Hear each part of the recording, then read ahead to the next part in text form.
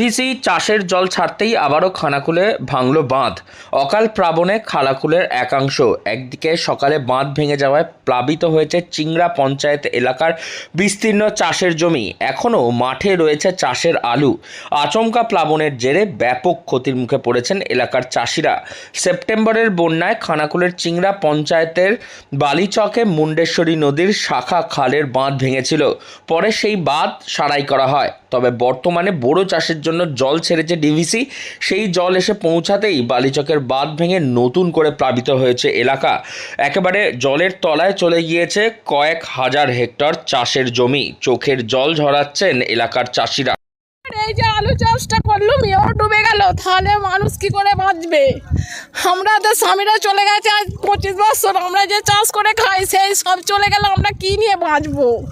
হ্যাঁ, মানুষের ইচ্ছা করে এইসব নষ্ট করে দেয় নয়। 2 বিঘে জমি 2.5 বিঘে জমি চাষ করলুম, সব চলে গেল। এমন করে কি করে আমরা বাঁচবো?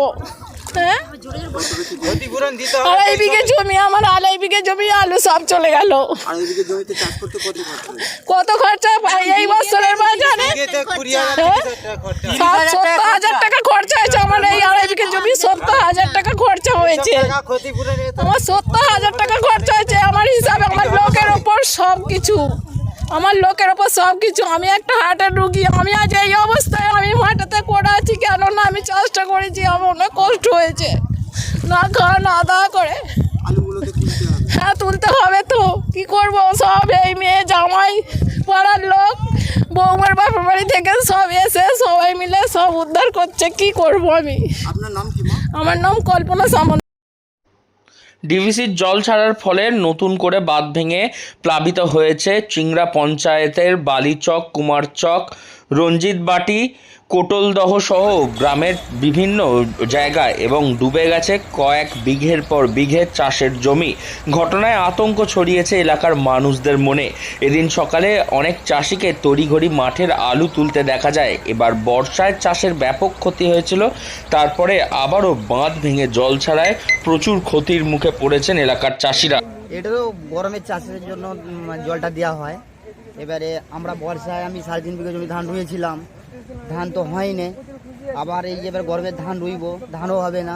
আলুতে জল উঠে গেছে, এবার খাবো কি আমরা? এখন আমাদের এইটাই চিন্তা। হ্যাঁ, এত আলু শেষ হয়ে গেল।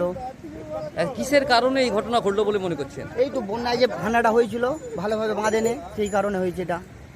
এটা কি বোরো জল? হ্যাঁ, এটা কিসের জল? এটা হচ্ছে গরমের চাষের জন্য জল দেওয়া হয়েছিল। মোটামুটি কত বিঘা নষ্ট হয়েছে বলে মনে করছেন?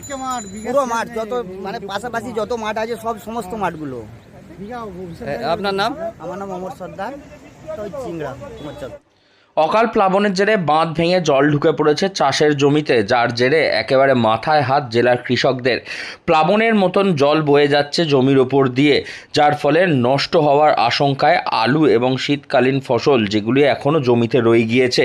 তাই একেবারে নাওয়া খাওয়া ভুলে এখন দুশ্চিন্তায় পড়ে রয়েছেন এলাকার মানুষজন। তারা চাইছেন তাদের চাষের ক্ষতির ক্ষতিপূরণ দিক সরকার। হুগলি থেকে রাহি হালদার, লোকাল 18 বাংলা।